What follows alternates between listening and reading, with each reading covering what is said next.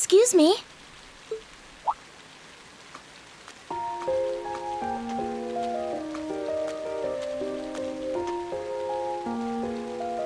I do apologize for stopping you on a rainy day like this. Do you know if this is the building in which I might find the principal's office? Oh, yeah, you're in the right place. His office is in the East Wing, first floor. The receptionist might have gone home already, but I can show you the way if you'd like. Thank you for your kindness. But I couldn't possibly trouble you more than I have already. I'll be able to find the way, I'm sure. Well then, if you'll excuse me, Master Reen.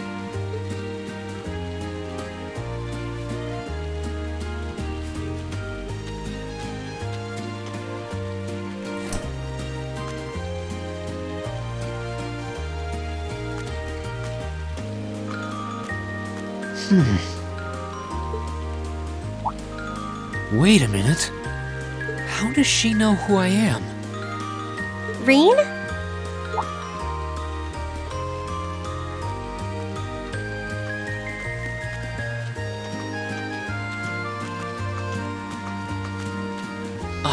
Hey there, Elisa. Heading back to the dorm? Yep. Emma and the others are staying a little longer to cram a little more. But I figured I'm not going to learn much more today, so I might as well call it a night and start prepping for tomorrow. Right.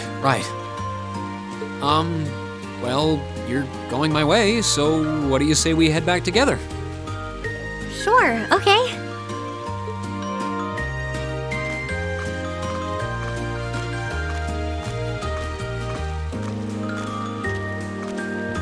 Hey, it's not often the two of us get to walk back to the dorms together, is it? Well, at least I got something good out of this downpour. Is there even a filter between your brain and your mouth? Nah, no need for that between friends. But you're in good company. My sister's asked me that before, too. She must be a saint to have put up with you all these years. Anyway, how do you think you did on the exams? Who knows? I put my best into it.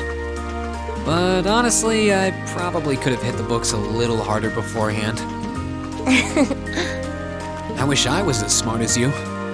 Back when we took the entrance exam, only Emma and Machias scored higher than you, right? Eustace came in a little higher than me, too. Back home, I usually came in near the top in exams. I guess that goes to show that Erebonia has no shortage of smart people. No doubt about that. Bookworms pour in here from all corners of the Empire. You said you're from Ruhr, right? Coming out on top in a city that size is still pretty impressive. I suppose, though that was just at the Sunday school level.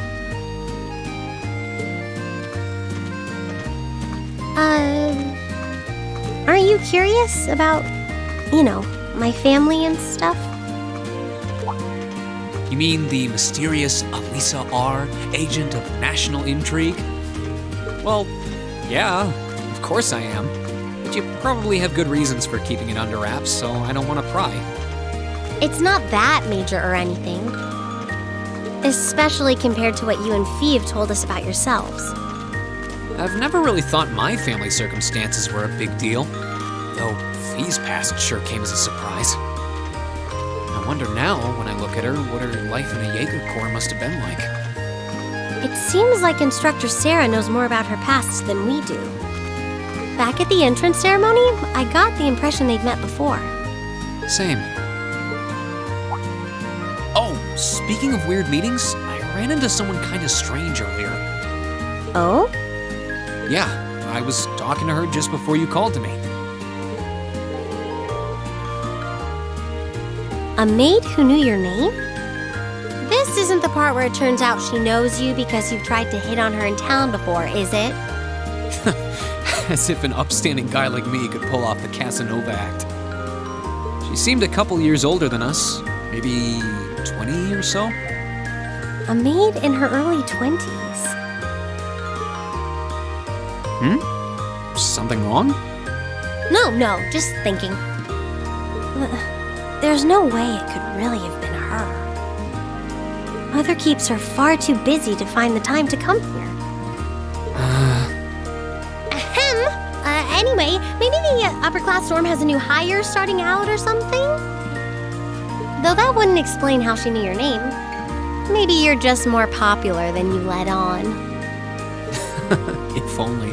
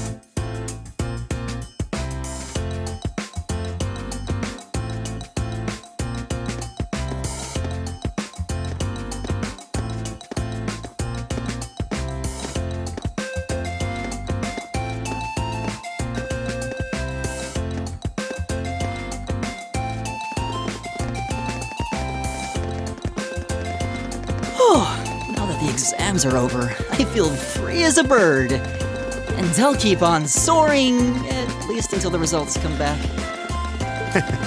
I sympathize, but personally, I've got a good feeling about these. How about you, Emma? How do you think you did? Well, I don't think I did too badly, all things considered. Just stop before you embarrass yourself. We'll just have to wait and see what next week's results look like. Anyway, what do you think that was all about with Instructor Sarah? Oh, you mean that whole thing about going out of town to meet someone? Going out of town? Won't be back until tomorrow night? It's almost as if... She's going to meet her secret lover? Impossible. The Empire hasn't yet turned out a man desperate enough to woo that alcoholic typhoon. You have a point. I can't deny she's got the looks to snare a man, but that personality and that lifestyle... You guys are terrible. Totally agreed, though. Ouch. Not surprised to hear that from you, though, Breen. She always seems to dump the most work on you. Will you be helping the student council again tomorrow? That's the plan. Heck, I'm almost looking forward to being the student council's errand boy after holding up studying for so long.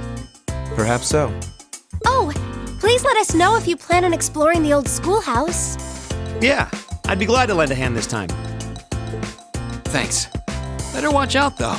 I might take you up on that offer. Ooh, looks like we're all up for a little exploration this time.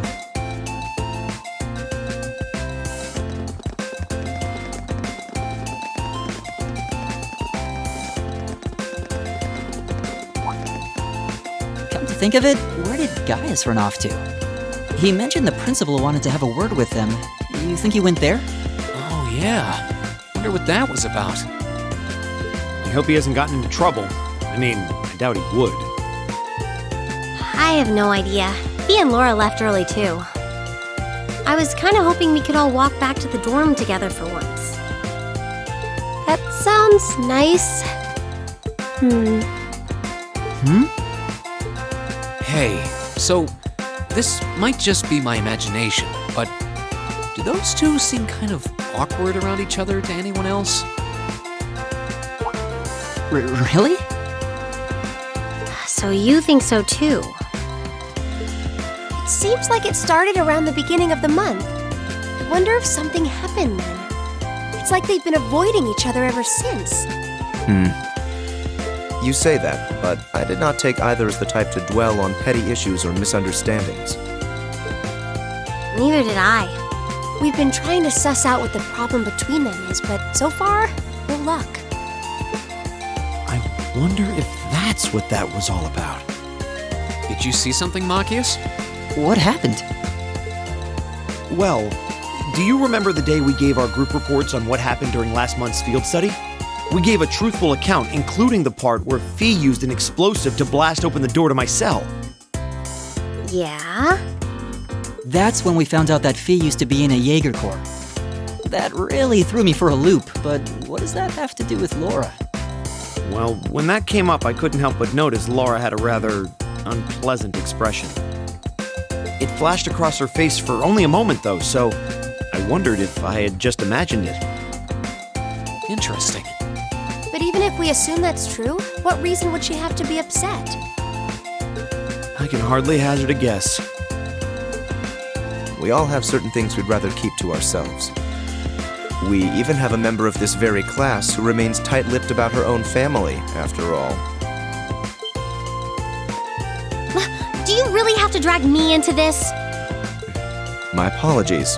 I meant no offense. I do have my suspicions as to your lineage, however. Really? Ugh, you. Now, getting angry won't accomplish anything. Don't worry, we're not going to twist your arm into telling us. When you're ready to talk about it, we'll be ready to listen. It's not like I'm trying to make a big deal out of it or anything. It's just, if everyone knew, it'd make things awkward between us, and I don't want that. Welcome back, my lady. Huh?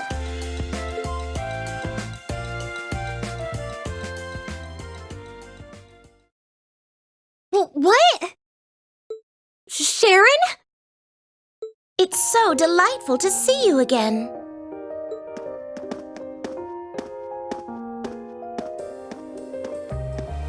Oh, hey, it's that maid I ran into the other day. You know her? What are you doing here? She didn't. Mother didn't.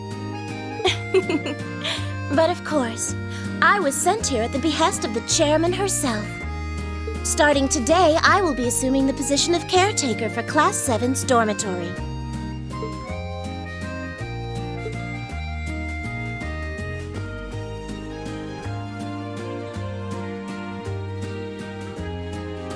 It's a pleasure to make your acquaintance, everyone. My name is Sharon Kruger. I am a servant in the employ of the Rhineford household, Lady Elisa's family. I will do all I can to be of service to you, so please keep me informed of anything you might need.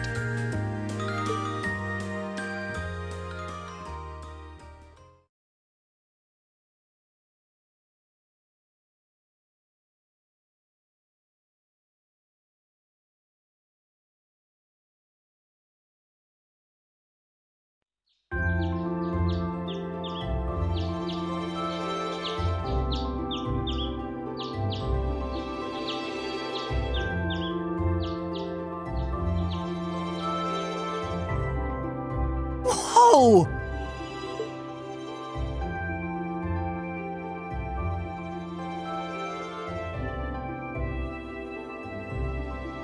Simply spectacular.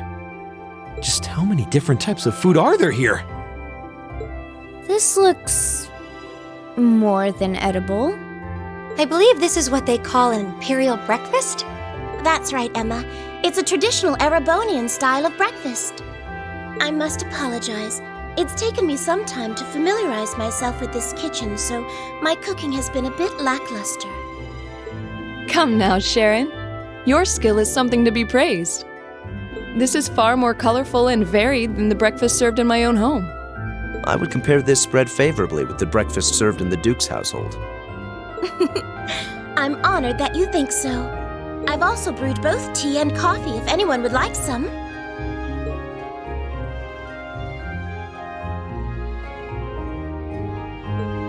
I get the feeling Elisa is less than impressed with the meal. It sounds like they had a big argument yesterday. Not a chance! I thought I'd finally gotten away from her. I'm not going to let her have her way this time. My lady, please. I truly don't believe the chairman sent me to keep an eye on you like that. She simply sent me so that her beloved daughter might have fewer inconveniences in her daily life. I can take perfectly good care of myself, thank you very much.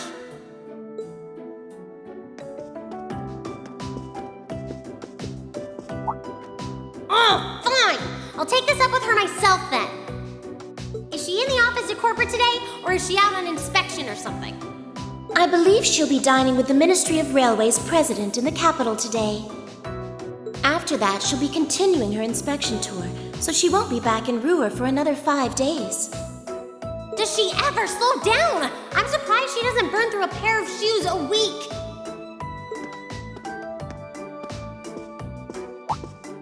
Anyway, I'm not going to take this lying down. She's stuck her nose into things one too many times. I can't believe that R actually stood for Elisa Rhineford. And from the sound of it, her mother's the company chairman too. Yeah, I wasn't expecting that Elisa's mom is basically in charge of the continent's biggest industrial company. Her family's probably got more money than most of the aristocracy. I can see why she'd want to keep her family under wraps, what with all the nobles here. Anyway, I object to everything about this. Considering how busy Mother is, I'm sure she needs your assistance far more than I do.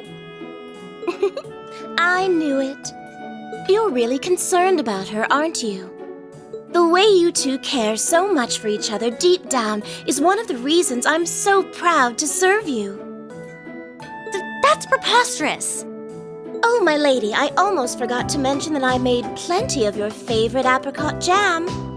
Would you like me to spread some on your toast?